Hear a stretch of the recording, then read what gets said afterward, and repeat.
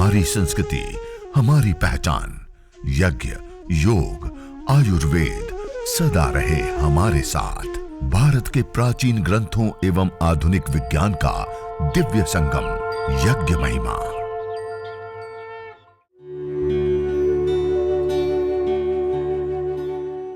भारतीय संस्कृति में यज्ञ, योग एवं आयुर्वेद जैसी अमूल्य विद्याएं हैं, जिसका मूल है वेद। इतिहास की ओर दृष्टि डालें तो भगवान राम, भगवान कृष्ण से लेकर राजा महाराजाओं, ग्रामवासियों व अरण्यवासी ऋषियों की कुटियों तक नित्य व नैमित्तिक यज्ञों का प्रचलन देखने को मिलता है।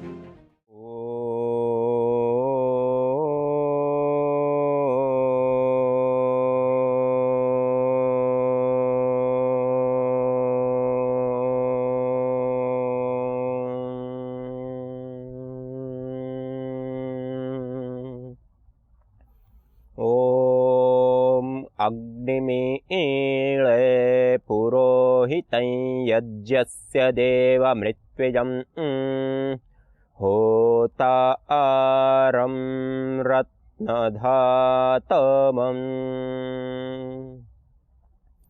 सर्वरक्षक परमपिता परमात्मा को याद करते हुए, उनको कृतज्ञता पूर्वक प्रणाम करते हुए, नमन करते हुए, वंदन करते हुए, जिन्होंने हम सबको यहाँ भेजा, हम सब के लिए अन्न, जल, फल, फूल, औषधि, वनस्पतियों से लेकर के समस्त प्रकार के ऐश्वर्य हमें प्रदान किए, और उन ऐश्वर्यों का हमें कैसे प्रयोग करना है, कैसे उसको अपने जीवन में धारण करना है, कैसे हमें उसका उपभोग करना है कि जिससे हमारे जीवन में सुख, शांति, समृद्धि, सद्भाव और अच्छाई बढ़े।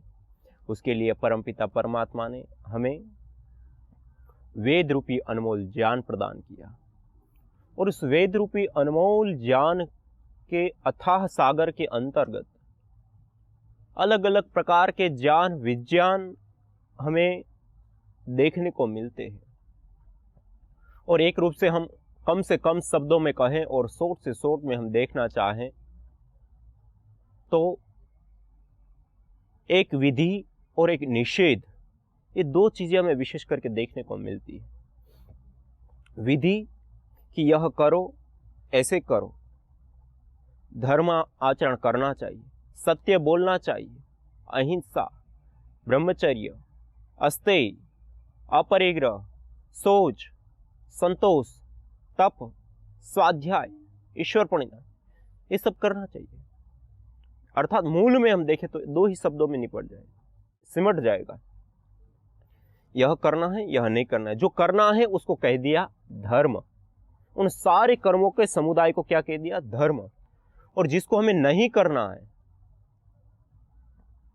उन शब्दों के समुदाय को अधर्म कह दिया। दो वाक्य हम सुनते हैं, धर्म के अनुसार चलो और अधर्म का त्याग करो। और धर्म के अनुसार चलने का अभिप्राय क्या है? धर्म के अनुसार चलेंगे तो क्या होगा? वो होगा जो हम चाहते हैं, हमारी मूल जो मांग है सुख, मूल मांग है हमारी शांति, मूल मांग है हमारी सद्भावना, अच्छाइयाँ। हम अच्छाइयाँ को चाहते, सुख, शांति, समृद्धि को चाहते, वो वास्तव में हमें प्राप्त होगी हम यदि धर्म के अनुसार चलेंगे। और उस प्रकार के जो कर्म हैं उसको विधि कहा गया। और उस विधि वाक्यों को, उन विधि कर्मों के अंतर्गत भी बहुत सारे कर्म हैं। आप कृषि कर सकते हैं, वाणिज्य कर सकते हैं, आप अलग अलग प्रकार के अनेक कर्म हैं जिसको हम कर सकते हैं, जिसको करने पर धर्म ही होता है, जिसको करने पर हमारे जीवन का कल्याण ही होता है, जिसको करने पर हमारे जीवन में उत्थान ही होता है। लेकिन उन कर्मों में भी जो सबसे श्रेष्ठ कर्म है, जो सबसे उत्तम कर्म है, जो सबसे ऊपर का कर्म है, तो उसको कहा यज्ञ। इसलिए हमारे शास्त्रों में कहा यज्ञो वै श्रेष्ठतमम कर्म, यज्ञो ही श्रेष्ठतमम कर्म। अलग अलग जगहों पे, अलग अलग शास्त्रों में, अलग अलग रूपों में हमें बताया कि यज्ञ एक श्रेष्ठतम कर्म है, जिस कर्म को करने पर धरती पर जितने भी कर्म हैं उसमें जो जो अलग अलग हमें लाभ प्राप्त हो सकते हैं या होते हैं, इसमें एक साथ हमें प्राप्त होते हैं।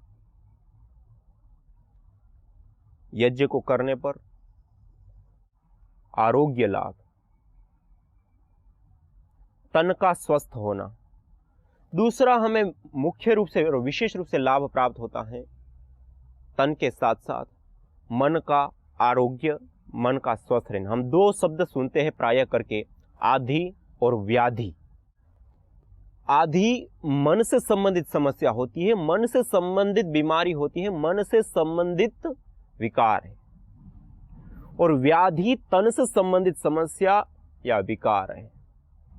आधि और व्याधि से मुक्ति और समाधि से युक्ति प्राप्त करने का सबसे बड़ा जरिया, सबसे बड़ा उपाय, सबसे बड़ा मार्ग, सबसे बड़ा पथ कोई है तो वह है यज्ञ। यज्ञ करना और यज्ञ जीवन जीना, ये तन की और मन की व्याधि, आधि और व्याधि से मुक्ति और समाधि से युक्ति का एक सबसे बड़ा उपाय है। उसके साथ साथ यज्ञ कैसे श्रेष्ठतम कर्म कहा गया, यदि उसके पीछे हम देखिए कोई भी कर्म करते हैं तो उस कर्म के पीछे लाभ क्या होता है वो देखा जाता है। हम यज्ञ को करते हैं या अन्य कर्म को करते हैं, हम एक ऐसा कर्म है जिसको करते हैं तो हमें व्यक्तिगत अकेले को लाभ है, एक ऐसा कर्म है जिसको हम करते हैं तो हमें व्यक्तिगत भी लाभ है और हमारे साथ साथ आसपास में रहने वाले 2, 4, 5 लोगों को और लोगों को लाभ मिल जाता है, हमारे परिजनों को लाभ मिल जाता है। एक कर्म ऐसा है मुझे भी लाभ है, मेरे परिजनों को भी लाभ है, लेकिन उसके साथ साथ इससे अतिरिक्त अन्य भी जो लोग हैं उनको भी लाभ होता है। एक कर्म ऐसा होता है जिसमें व्यक्तिगत भी लाभ है, पारिवारिक भी लाभ है, उसके साथ साथ सामाजिक भी लाभ है, लेकिन उसके साथ साथ प्रकृति का भी पोषण, प्रकृति का भी संवर्धन होता है। ये एक एक की अपेक्षा एक एक श्रेष्ठ कर्म हम कहेंगे। क्यों? क्योंकि एक ही कर्म को करने से हमें व्यक्तिगत भी लाभ मिल गया, पारिवारिक लाभ भी मिल गया, सामाजिक लाभ भी मिल गया और पर्यावरण की ये लाभ भी हमें प्राप्त हो गया। तो जिसमें एक साथ सबको लाभ होता है उसको हम श्रेष्ठतम कर्म कहेंगे। और ऐसा ही कोई कर्म है तो वह है यज्ञ, हवन, अग्निहोत्र। जिस एक कर्म को करने पर व्यक्ति से लेकर के समष्टि पर्यंत सबको लाभ होता है, सबको लाभ होता है। इतना वैज्ञानिक श्रेष्ठतम कर्म कोई आज तक हम नहीं देख पाए। जिस एक कर्म को करने पर हमें तन का भी स्वास्थ्य मिले, मन का भी स्वास्थ्य मिले, हमें समाधि की ओर भी हमें अग्रसर करे, आध्यात्मिक जीवन में मानवीय चेतना का उत्कर्ष कर हमें अति मानस चेतना की ओर अग्रसर करे, उसी यज्ञ को करने से हमारा तो ये सारा व्यक्तिगत लाभ हो गए, उसके साथ साथ हमारे परिवार के जनों को भी लाभ हो, हमारे परिवार के जो जन हैं उनको भी आरोग्य लाभ हो, स्वास्थ्य। क्यों? सब लोग उस वायु में श्वास ले रहे, जो आहुति दे रहा है उसको एक को ही नहीं सबको लाभ हो रहा है। हम किसी को दवाई देते हैं तो जो व्यक्ति खाएगा उसी को लाभ होगा, दूसरे को नहीं, उसके पड़ोसी को नहीं, उसके संबंधी को नहीं, उसके साथ रहने वाले को नहीं होगा। आप योग भी करेंगे तो वो जो व्यक्ति योग करेगा उसी को लाभ होगा, उसके साथ में बैठा हुआ है तब भी उसको वो लाभ नहीं होगा योग। लेकिन यज्ञ एक ऐसा कर्म है कि आप बेशक वहां पे घर के अंदर सो रहे हो, पढ़ रहे हो, अन्य अपना कार्य कर रहे हो, और एक व्यक्ति ने यज्ञ किया तो वो सुरभि, वो सुगंधी, वो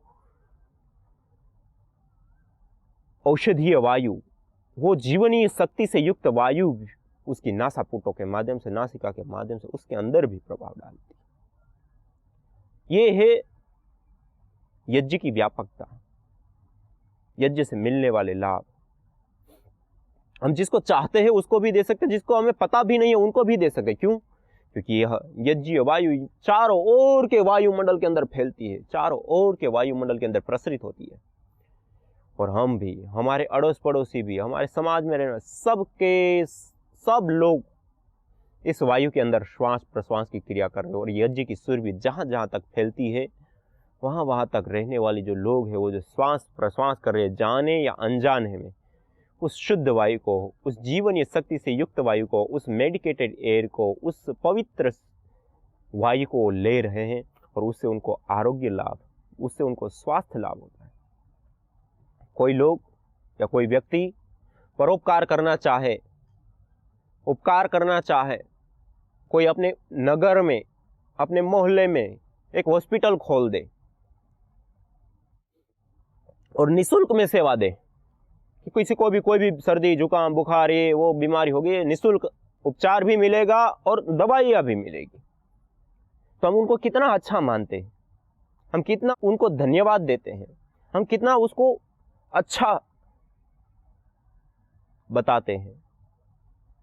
लेकिन आप विचार कीजिए, जो व्यक्ति यदि यज्ञ करता है अपने घर के अंदर, वो अपना स्वयं का तो लाभ उठा ही उठा रहा है, उसके साथ साथ चारों ओर के वायुमंडल को भी वो प्रभावित कर रहा है, सुगंधित कर रहा है, मेडिकेटेड बना रहा है, रोग निवारक बना रहा है, जीवनी शक्ति का उसमें संचार कर रहा है। उसमें जो विजातीय तत्व हैं, जो विषाक्त तत्व हैं, उसकी निवृत्ति कर रहा है, और उसके कारण से व्यक्ति को बीमारी होने से पहले ही वो उनको बचा लेता है। जब कोई व्यक्ति बीमार हो गया, फिर उसके बाद उसको हॉस्पिटल में ले जाओ, दर्द, वो पीड़ा, वो अंदर की वेदना, वो वेदना से आप उसको कैसे बचा सकते हैं? और उसके बाद आपने उपचार दिया, उसके बाद उनका बिजनेस, धंधा, काम जो भी करता है वो भी उनका रुक गया, उसका मन खिन्न हो चुका, उसके बाद जाकर के हम उसको उपचार देते हैं, और फिर भी हम इतना धन्यवाद या अच्छा व्यक्ति उसको मानते हैं। और है भी, ऐसा नहीं है कि नहीं है, लेकिन मैं कहना चाहता हूं उससे कई गुना आगे की बात, कई गुना अच्छी बात, कि आप यदि यज्ञ करते हैं, आप यदि अग्निहोत्र करते हैं, आप यदि होम करते हैं, आप यदि हवन करते हैं, तो उस व्यक्ति को बीमारी नहीं होने देते आप। बीमार होने के बाद जो उसको काम धंधा बिजनेस करता है, उससे भी आपको उनको फ्री कर देते हैं, अर्थात वो भी उनका बंद नहीं हो रहा है। उसके बाद जो उनको दवाई की अपेक्षा ही नहीं है, उनको जो डॉक्टर की अपेक्षा है वो डॉक्टर की ही अपेक्षा नहीं है। उनको जो पीड़ा, जो वेदना है, वो वेदना होने से पहले ही आपने उसको हर ली, तो वो हॉस्पिटल खोल करके दान करने वाला, जीवन देने वाला बड़ा, या फिर यज्ञ करके, हवन करके, अग्निहोत्र करके उसके जीवन में रोग ही ना आने दे, वो बड़ा? आप स्वयं सोच सकते हैं, विचार कर सकते हैं। और आप 1 ग्राम, कई लोगों के मन में ऐसे प्रश्न आ सकता है कि इतना छोटा सा यज्ञ हवन हम अपने घर में कर लेंगे 25-50 ग्राम घी से, तो कौन सा उतना लाभ हो जाना है? बहुत लाभ होता है। आप अपने घर के अंदर जिस गाय के घी का प्रयोग हवन में करते हैं, 1 ग्राम घी चलाते हैं तो 1864 गुना, 1864 गुना गैस फॉर्म में वो कन्वर्ट हो जाता है। कितना? 1864 गुना गैस फॉर्म में कन्वर्ट होता है। अर्थात आपने 1 ग्राम मात्र घी जलाया तो 1 लीटर 864 ml गैस आपको प्राप्त हुई, और आप 25 ग्राम 50 ग्राम गाय के घी का हवन करते हैं, आप विचार कीजिए कितने लीटर एयर हो गई, हवा हो गई। और उस 1 लीटर आप अपने घर के अंदर लगभग आज कोई अछूता नहीं होगा रूम स्प्रे से। एक छोटा सा हमारे पास कमरा हो, और उस छोटे से कमरे के अंदर हम रूम स्प्रे का प्रयोग करते हैं, और उस रूम स्प्रे का जब हम प्रयोग करते हैं, और वो कितने दिन चलता? 300 ml का यदि रूम स्प्रे हो तो साल भर चल जाता है। एक छोटा सा कमरे को आप सुगंधित करते हैं, अर्थात कितना? 300 ml गैस से आपने 365 कमरे सुगंधित कर दिए। और आप जिस हवी को प्रदान कर रहे हैं, उसमें जो गाय का घी दे रहे हैं, वो 1 ग्राम से कितनी गैस निकलती है? 1 लीटर 864 ml। 300 ml से 365 कमरे सुगंधित किए तो 1 लीटर 864 ml 1 ग्राम घी से बनी, उससे कितने कमरे सुगंधित होंगे? बहुत सारे। अब आप प्रतिदिन घी 1 ग्राम थोड़ी लेते हैं, ये तो 1 ग्राम का हिसाब किताब है। आप 5 ग्राम, 10 ग्राम, 20 ग्राम, 50 ग्राम, 100 ग्राम, और हमने सुना अभी 5-5 किलो तक के भी प्रतिदिन लोग यज्ञ करते हैं। 1 किलो से लेकर 1 किलो वाले तो बहुत सारे लोग मिलेंगे, लेकिन 5-5 किलो के भी हवन करते हैं, 5-5 किलो गाय के घी को लेकर के। और इस प्रकार से जब हम हवन करते हैं, मान लो कि हमने 50 ग्राम ही लिया, तो 50 ग्राम का 1864 गुना कर दीजिए, कितनी बड़ी मात्रा में गैस हुई। और 300 ml से 365 कमरे, तो ये सारी कितनी बड़ी मात्रा में गैस हुई, उससे आप मल्टीपल हिसाब करके देखिए कितनी बड़ी मात्रा में हम कमरों को सुगंधित कर सकते हैं। और इतना ही नहीं कि हम केवल खाली उस कमरे को सुगंधित कर रहे हैं, न, इसलिए आयुर्वेद में भी गाय के घी को सर्पी कहते हैं। सर्पी, सर्प, सांप, आप सब लोगों ने नाम सुना होगा। सांप नाम आते ही क्या व्यक्ति के मस्तिष्क में आता है कि वो डसता है, वो काटता है। उसका काम क्या है? काटना, डसना। व्यक्ति डरता है उससे, उनके शरीर में जहर होता है। वास्तव में वो सांप डरने के लिए, डसने के लिए नहीं, अपितु वह सर्प, वह सांप हमें जीवन देने के लिए होता है। कैसे? हम जिस वायुमंडल के अंदर श्वास प्रश्वास की क्रिया कर रहे हैं, जिस वायुमंडल के अंदर हम श्वास ले रहे हैं, उस वायुमंडल के अंदर कुछ ऐसी अवांछित गैसें, अनजरूरी गैसें, जो हानिकारक गैसें, घातक गैसें, जहरीली गैसें हैं, जो हमारे श्वास प्रश्वास के माध्यम से हमारे भीतर जाकर के हमें हानि पहुंचाती। उस हानिकारक गैसों को वो प्राणी, जिसको हम सर्प कहते हैं, बिच्छू कहते हैं, जो जहरीले प्राणी कहते हैं, वो अपने श्वास प्रश्वास की प्रणाली के माध्यम से उस वायुमंडल के अंदर से उन जहरीली गैसों को लेते हैं और अपने जीवन को चलाते हैं और हमें शुद्ध वायु करके देते हैं। और उस शुद्ध वायु का हम प्रयोग करके, उस शुद्ध वायु में रह करके हम नवजीवन को प्राप्त करते हैं, हम एक शक्तिशाली जीवन को प्राप्त करते हैं। तो वह जो एक पूरा जो माहौल में जो बात बताना चाह रहा हूं, जैसे सांप वायुमंडल के जहर को पी लेता है, वैसे ही सर्पी घी, उसकी हवी देने पर वह जब वायुभूत होता है, गैस फॉर्म में कन्वर्ट होता है, तो वह भी इस वायुमंडल के अंदर जो अवांछित गैसें हैं, जहरीली गैसें, हानिकारक गैसें हैं, पोल्यूटेंट गैसें हैं, उन गैसों को नष्ट करने का, उनको दूर करने का कार्य भी इन्हीं के माध्यम से संपन्न होता है। और केवल मात्र शोधन करना, जैसे पहले एक बिंदु सुगंधित होना, हमने रूम स्प्रे से सुगंधित किया, वो खाली एडिशनल पार्टिकल होता है, उससे रूम सुगंधित होगा, लेकिन उससे उस रूम के अंदर जो विषैली गैसें हैं वो दूर नहीं होगी। उसके कारण उस कमरे के अंदर जो हानिकारक बैक्टीरिया, वायरस, फंगस है वो दूर नहीं होगी उससे। अपितु हाँ, पोल्यूशन जरूर हो जाएगा, अवांछित गैसें जरूर बढ़ेगी। एथिलीन ऑक्साइड आदि कुछ ऐसी गैसें होती है जो इन स्प्रेयों को बनाने के लिए प्रयोग की जाती है। उनका प्रयोग करने पर वायुमंडल भी और पर्यावरण के लिए भी वो घातक होती है। स्वास्थ्य के लिए तो अधिक मात्रा में लिया जाए, कैंसर जैसे रोग भी पैदा कर सकती है या करती है। जबकि आप गाय के घी से हवन करते हैं तो उससे अपने घर की वायु भी शुद्ध होगी, जहरीली गैसें नष्ट होगी, बैक्टीरिया, वायरस, फंगस आदि जो अवांछित पैथोजेंस, रोगजनक हैं, वो भी दूर होते हैं। इतना ही नहीं, गाय के घी के अंदर सैचुरेटेड फैटी एसिड होता है, उसको जब हम जलाते हैं तो उससे कीटोन्स बनते हैं और उस कीटोन्स के टूटने पर कार्बन की अपेक्षा 6 गुना ज्यादा ऑक्सीजन हमें मिलता है, 6 गुना ज्यादा। यज्ञ को करने पर हमें ऑक्सीजन मिलती है, शुद्ध प्राणवायु मिलती है, जीवनीय शक्ति मिलती है, ऊर्जा मिलती है। गाय के घी का जो मैं उदाहरण बता करके जो आपको बताना चाहता हूं कि एक गाय के घी से हवन करने पर जो अलग अलग लाभ होते हैं, बहुत सारे हैं। आरोग्य लाभ भी है, मानसिक शांति भी है, पर्यावरण के अंदर जो अवांछित गैसें हैं, पोल्यूशन है, उसको भी कम करता है। माइक्रोबायोलॉजिकल प्रदूषण, बैक्टीरिया, वायरस, फंगस, जो आज केवल कोरोना वायरस से पूरा संसार जूझ रहा है, आप यज्ञ कीजिए, हवन कीजिए, अग्निहोत्र कीजिए, गाय के शुद्ध घी का प्रयोग कीजिए और उसकी धुनी कीजिए, बैक्टीरिया, वायरस, फंगस से भी हमारा बचाव हो जाता है।